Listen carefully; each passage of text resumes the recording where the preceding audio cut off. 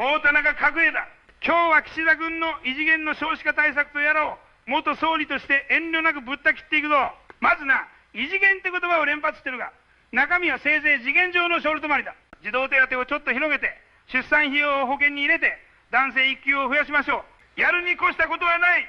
でもな、それは本来、とっくの昔にやっておくべき常識レベルの話なんだよ。勘違いしちゃいけねえのはね、金さえ配れば子供が増えるって発想そのものが、もう時代遅れだってことだ。俺の時代は、給料が毎年上がって、正社員が当たり前で、家もそのうち持てる。将来が右肩上がりだから、子供は何人目にするかの悩みだった。今の若い連中は違う。そもそも結婚していいのか。子供を持った瞬間人生積むんじゃないか。ここで立ち止まってる。この恐怖に対して、毎月1万円増やしました、3万円にしましたって話をされてもな。ありがとうでも不安は0ミリも消えませんってのが本音だろう。火事場でコップ一杯の水を配ってるようなもんだ。少子化ってのは、要するに日本でまともに暮らせる中流の人生が崩壊してる問題だ。給付金は崩れた床板の隙間にガムテープ貼ってるだけ。やるべきは床そのものを張り替える大工事だよ。じゃあ家計ならどうするか。答えはシンプルだ。現代版日本列島改造論だ。東京一極集中をひっくり返す。若い夫婦が普通の収入で普通の家に住めて、保育園も学校も病院も近くにあって、じいちゃんばあちゃんも手伝える。そういう当たり前の暮らしを地方に丸ごとセットで用意する。ポイントは3つだ。1つ、住宅だ。今の東京の家賃は若者に対する罰ゲームだな。子育て世帯向けに地方で質のいい公営公社住宅をガンガン整備する。家賃は抑えて、その代わりそこに企業のオフィスも呼び込む。住まいと仕事をパッケージで移すんだ。2つ目、雇用だ。俺は高速道路と新幹線を引いて人と物を動かしたが、今なら光回線とリモートワークをフル活用だ。東京の本社の仕事を地方でできるようにする。企業には税制で人参ぶらも遂げて、地方サテライトオフィスを義務に近いレベルで増やさせる。地方にちゃんと食える仕事があれば、若いもんは戻るし、そこで結婚もする。3つ目、子育てインフラだ。保育所が足りない、学童が足りない、産科がない。そんな場所に人が増えるわけがない。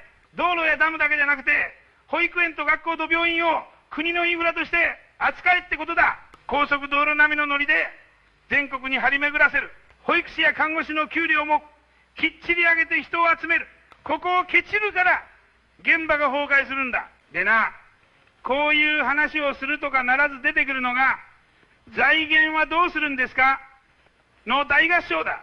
いいか、俺は年金を倍にして児童手当も作った。その時も金はかかったよ。でもな、将来の日本をどうするかという設計図をまず見せて、その上で負担を頼んだから国民はついてきた。今の政権は逆だ。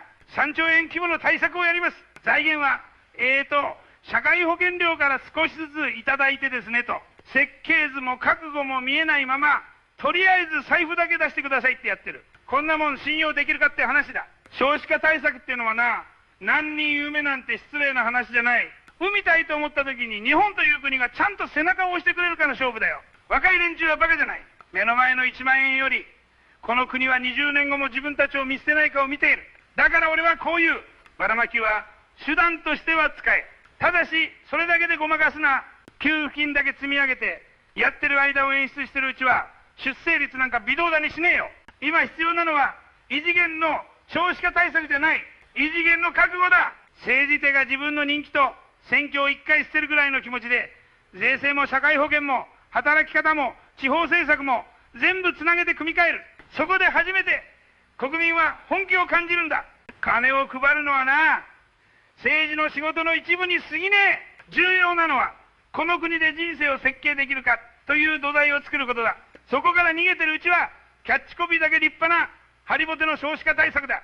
異次元って言葉を使いたいなら、まずは自分たちの利権と既得権を異次元レベルで切り込んでみな。話はそれからだな。